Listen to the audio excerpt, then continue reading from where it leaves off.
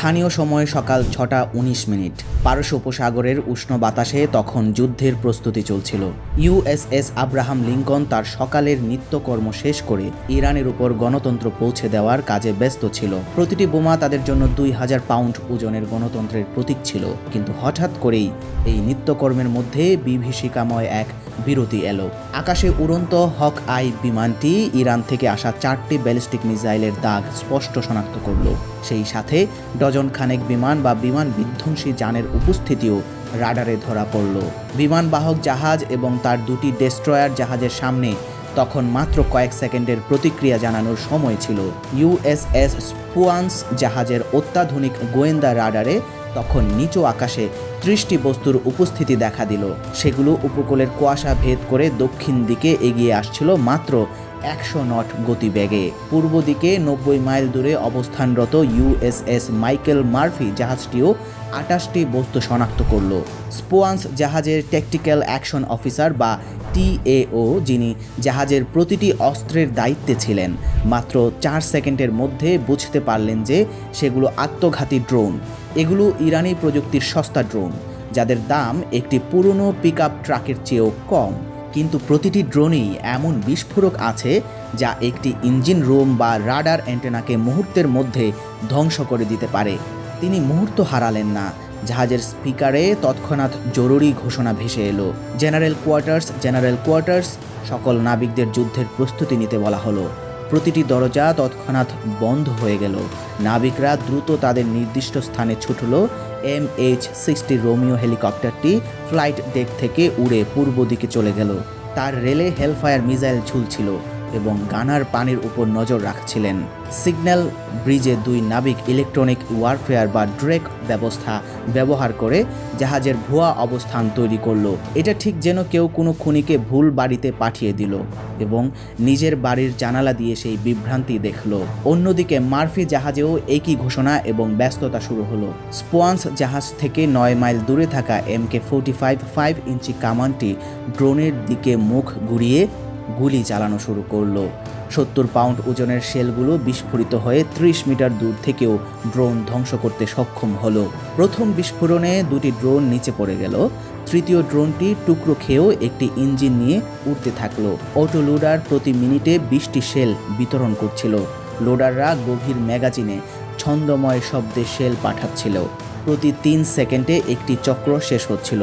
Murphy জাহাজের 5 ইঞ্চি কামানটিও একই কাজ করছিল। 50 ক্যালিবার ক্রুরা যেসব ড্রোন কামানের নাগালের বাইরে ছিল সেগুলোর উপর নজর রাখছিল। জাহাজ দুটির 25,000 ফুট উপরে হক আই বিমানটি ব্যালিস্টিক মিসাইলের ট্র্যাক আপডেট করলো।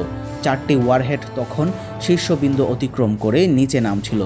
লিঙ্কন জাহাজে আঘাত হানতে তাদের সময় বাকি ছিল মাত্র 15 মিনিট। এই রিপোর্টটি স্ট্রাইক গ্রুপের প্রতিটি জাহাজে পৌঁছে গেল। স্পুয়ান্স ও মার্ফি এটি লক করল এবং ড্রোন মোকাবেলায় ব্যস্ত থাকলো। ব্যালিস্টিক মিসাইল নিয়ে তাদের তখন আর কিছুই করার ছিল না। স্পুয়ান্সের ড্রোন কাউন্ট 18 নেমে এসেছিল। তখন junior officer of the deck surface রাডারে নতুন বিপদ দেখলেন। বিস্ফোরক ভর্তি ছোট ছোট নৌকা বা ফার্স্ট অ্যাটাক ক্রাফট পূর্ব দিক থেকে 40 নট গতিতে এগিয়ে আসছিল।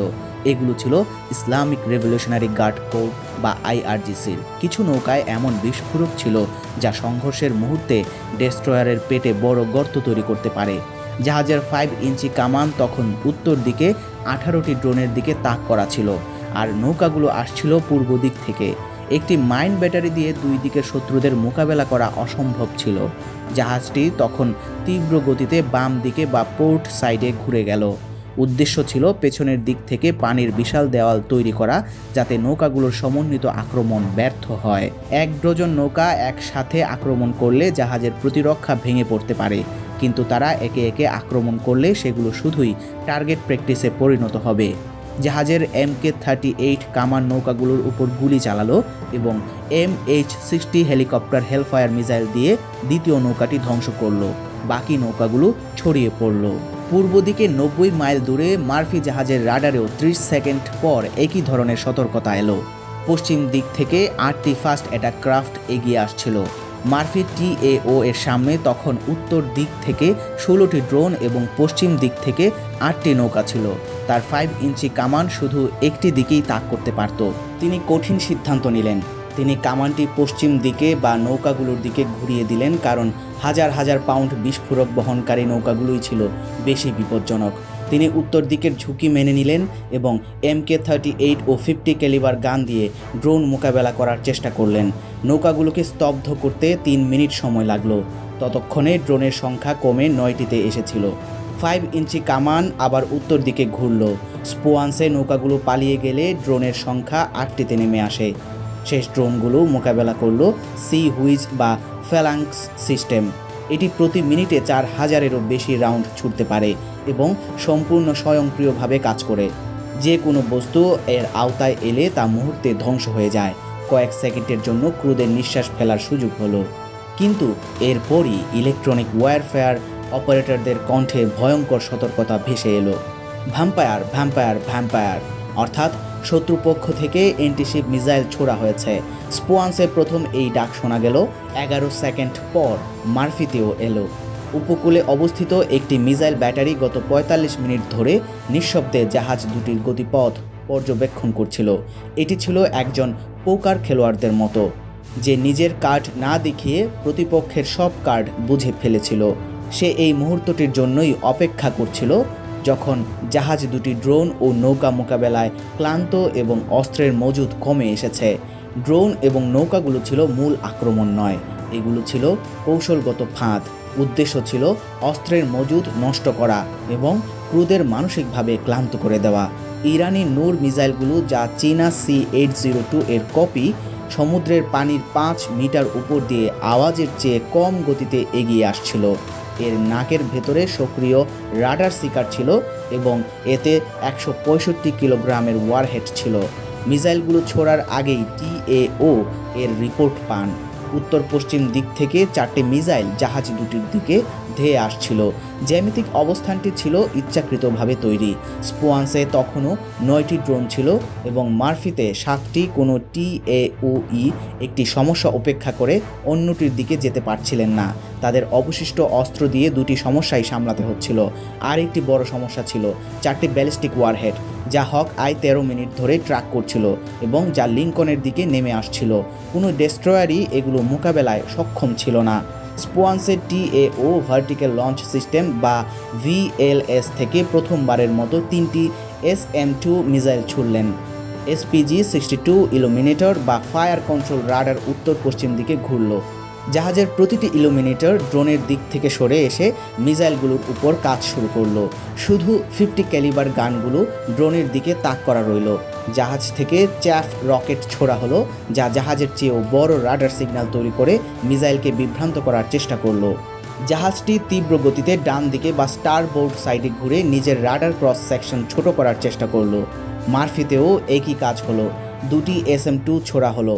7টি ড্রোন তখন উত্তর দিকে অবাধে এগিয়ে আসছিল। শুধু ফ্যালাঙ্ক্স সিস্টেমটি সেগুলো মোকাবেলা করছিল। মার্ফি ড্রেক বাবল বা ইলেকট্রনিক প্রতিরক্ষা ব্যবস্থা অনেক ড্রোনকে সমুদ্রের খালি জলে নিয়ে গিয়েছিল, কিন্তু অপটিক্যাল গাইডেন্স বা দৃষ্টি নির্ভর ড্রোনগুলো তাতে প্রভাবিত হচ্ছিল না। হক আই থেকে আবার ব্যালিস্টিক ট্র্যাক আপডেট হলো। 4টি ওয়ারহেড নিচে নামছে। লিঙ্কনে আঘাত হানতে বাকি আর মাত্র 12 মিনিট। সেগুলোর গতি তখন ম্যাক 5 বা শব্দের 5 গুণ। কিন্তু স্পোয়ান্স বা মার্ফির কেউই জানতো না যে একটি তৃতীয় American destroyer USS Frank Peterson junior প্রথম থেকেই সবকিছু নিঃশব্দে পর্যবেক্ষণ করছিল। এই জাহাজটি ছিল স্ট্রাইক গ্রুপের নিবেদিত ব্যালিস্টিক মিসাইল প্রতিরক্ষা জাহাজ। এর কমব্যাট ইনফরমেশন সেন্টার বা CIC ছিল লাইব্রেরির মতো নীরব, কারণ তাদের কাজ ছিল একটি মাত্র এবং সেটি এখনও শুরু হয়নি। তারা সব দেখছিল কিন্তু কিছু বলছিল না। তারা তাদের মিসাইল বা ম্যাগাজিন সংরক্ষণ করছিল। পিটারসন জাহাজে SM-3 মিসাইল ছিল, যা পৃথিবীর বায়ুমণ্ডলের বাইরে গিয়ে লক্ষ্যবস্তুকে আঘাত করতে পারে। একে বলা যায় মহাকাশে একটি বুলেট দিয়ে অন্য বুলেটকে আঘাত করা, যেখানে দুটি বুলেটই শব্দের চেয়ে 10 গুণ বেশি গতিতে চলছে। TAO তখন থেকেই ইন্টারসেপ্ট সমাধান বা সলিউশন তৈরি করছিলেন। তার কাছে 4টি টার্গেট এবং 4টি SM-3 মিসাইল ছিল। তিনি সঠিক সময়ের জন্য অপেক্ষা করছিলেন। এদিকে উত্তরে 100 মাইল দূরে ডেস্ট্রয়ার দুটি তখন জীবনের জন্য লড়াই করছিল। স্পোয়ান্সের সামনে 11 মাইল দূরে প্রথম নূর মিসাইলটি দেখা গেল। ইলুমিনেটর পরবর্তী টার্গেটের দিকে ঘুরল। 8 মাইল দূরে দ্বিতীয়টি এবং 2 মাইল পরে তৃতীয় ও চতুর্থটি। কোনোটি জাহাজের গর্তে পৌঁছাতে পারল না। স্পোয়ান্স অক্ষত রইল। মার্ফির অবস্থা ছিল আরও খারাপ। তাদের 3টি SM-2 মিসাইল ছিল, কিন্তু 2টি ইনকামিং নূর। তাদের ইলুমিনেটরগুলো টাইম শেয়ারিং করছিল, অর্থাৎ একটি রাডার বিম একটি মিসাইলকে গাইড করার পর অন্যটির দিকে যাচ্ছিল। এই সুইচ করার সময় মিসাইলগুলো অন্ধ হয়ে যায়। প্রথম SM-2 9 মাইল দূরে লক্ষ্য ভেদ করল, কিন্তু দ্বিতীয়টি মার্ফির তীব্র মোড় ঘোরার সময় অন্ধ হয়ে গেল এবং লক্ষ্য হারালো। আরও 2টি SM-2 ছোড়া হলো এবং সেগুলো 6 মাইল দূরে লক্ষ্য ভেদ করল। মার্ফিও রক্ষা পেল, কিন্তু ইরান কোনো হিট করতে না পারলেও তারা আসল কাজটি করতে পেরেছিল। তারা আমেরিকান জাহাজগুলোর সময় নষ্ট করেছিল। পিটারসেন CIC-তে TAO অবশেষে সেই সলিউশন পেলেন যার জন্য তিনি অপেক্ষা করছিলেন। 4টি ট্রাকের মধ্যে 3টি পরিষ্কার ছিল, কিন্তু চতুর্থটি ছিল বিভ্রান্তিকর। এই ট্রাজেক্টরি ছিল নিচু এবং গতি কম, যা স্ট্যান্ডার্ড শাহাব 3 মিসাইলের মতো ছিল না। লিঙ্কনের ফ্লাইট ডেকে তখন একটি সুপার হর্নেট জেট ক্যাটাপল্টে বসে প্রস্তুত ছিল। SM-3 মিসাইল আকাশে উঠলে তা ইরানি ওয়ারহেড নয়, একটি আমেরিকান জেটকেও ধ্বংস করতে পারে। তাই ফ্লাইট ডেক স্থগিত করা হলো। 5 সেকেন্ডের মধ্যে পিটারসন থেকে 5টি SM-3 মিসাইল ছোড়া হলো। সেগুলো বায়ুমণ্ডলের বাইরে গিয়ে ইন্টারসেপ্ট ভেহিকল আলাদা করলো। ম্যাক 10 গতিতে চলমান একটি ছোট যান মহাকাশে একটি রেফ্রিজারেটর আকারের ওয়ারহেডকে খুঁজে বের করলো। দ্রুত 3টি সবুজ ট্র্যাক বন্ধ হয়ে গেল। 3টি মিসাইল ধ্বংস হলো, কিন্তু তারপরই চতুর্থ ট্র্যাকটি ভেঙে 2টি হলো। 70,000 ফুট উঁচুতে একটি বস্তু গতি কমালো এবং অন্যটি পূর্ণ গতিতে নিচে নামতে থাকলো। প্রথমটি ছিল ডিকয়, কিন্তু দ্বিতীয়টি ছিল আসল ওয়ারহেড। নির্ধারিত SM-3 মিসাইলটি তাৎক্ষণিকভাবে সঠিক লক্ষ্য শনাক্ত করলো এবং আঘাত হানলো। বায়ুমণ্ডলের উপরেই ওয়ারহেডটি ধ্বংস হয়ে গেল। 4টির 4টি ব্যর্থ হলো। লিঙ্কনের ফ্লাইট ডেক আবার সচল হলো। এবার পালা ছিল জবাব দেওয়ার। হক আই থেকে ব্যালিস্টিক মিসাইলের লঞ্চ কোঅর্ডিনেট বা উৎস চিহ্নিত করা হয়েছিল। ইরান এখন তাদের করুণ পরিণতির মুখোমুখি হতে যাচ্ছিল। লিঙ্কন থেকে 2টি F-18 সুপার হর্নেট এবং একটি EA-18 গ্রোলার বিমান উড়াল দিল। গ্রোলারটি ছিল ইলেকট্রনিক যুদ্ধ বিগ্রহের জন্য, যা ইরানি রাডারগুলোকে ব্যর্থ করে দিতে পারে। বিমানগুলো ইরানি বিমান সীমানায় প্রবেশ করলো এবং নিচু দিয়ে উড়ে যাওয়া শুরু করলো। টার্গেটিং পড বা ATF-LIR সিস্টেমের মাধ্যমে জাম্পের পূর্বের কোস্টাল হাইওয়েতে বেশ কিছু ট্রাক ও যানবাহন দেখা গেল। এর মধ্যে ছিল ট্রান্সপোর্টার ইরেক্টর লঞ্চার বা টেল, যেগুলো ব্যালিস্টিক মিসাইল বহন করে। সেগুলো তখন ব্লাস্ট ডোর বা সুরক্ষিত টানেলে প্রবেশ করার চেষ্টা করছিল। পাইলট এবং উইজো বা অস্ত্র ব্যবস্থা কর্মকর্তা তাপমাত্রা হিসাব করলেন এবং দেখলেন কিছু ট্রাকের চেজিস তখনও গরম, অর্থাৎ এগুলোই ওই মিসাইলগুলো বহন করেছিল। ঠিক যেই তারা আক্রমণের জন্য প্রস্তুত হচ্ছিল, ঠিক সেই মুহূর্তে গাছের আড়ালে থেকে একটি ম্যানপ্যাড বা স্বল্প পাল্লার মিসাইল ছোড়া হলো। এটি কোনো রাডার সতর্কতা দেয়নি। উইংম্যান বা সহযোগী বিমানটি তৎক্ষণাৎ ডান দিকে মোড় ঘুরিয়ে ফ্লেয়ার ছাড়ল। মিসাইলটি ফ্লেয়ারের পেছনে গিয়ে পাহাড়ে আঘাত হানল। উইংম্যান তার অবস্থান হারালো এবং আবার আক্রমণের উচ্চতায় উঠতে 90 সেকেন্ড সময় নিল। লিড পাইলট বা প্রধান বিমানটি তখন জ্বালানির হিসাব এবং টার্গেটের দূরত্ব দেখলেন। তিনি সিদ্ধান্ত নিলেন একা আক্রমণ করার। তিনি GBU-38 বোমা 2টি ছাড়লেন। GPS গাইডেড এই বোমাগুলো সোজা টার্গেটের দিকে গেল। মুহূর্তের মধ্যে ভ্যালি ফ্লোর বা উপত্যকাটি ধ্বংসস্তূপে পরিণত হলো। সবুজ সেকেন্ডে 2টি বিস্ফোরণ ঘটল। উইংম্যান এসে পৌঁছালে তিনিও আরও 2টি বোমা নিক্ষেপ করলেন। টানেলের মুখ খোলা, কিন্তু ভেতরে আর কিছুই ছিল না। আক্রমণকারীরা তাদের কাজ শেষ করে দক্ষিণ দিকে ফিরে গেল। গ্রোলার বিমানটি জেমিং অব্যাহত রাখল যতক্ষণ না তারা সমুদ্রের উপর দিয়ে নিরাপদে ফিরে যাচ্ছিল। পারস্য উপসাগরের উপর দিয়ে বয়ে যাওয়া বাতাসে তখন যুদ্ধের বিষাদ আর জয়ের উত্তেজনা মিশেছিল।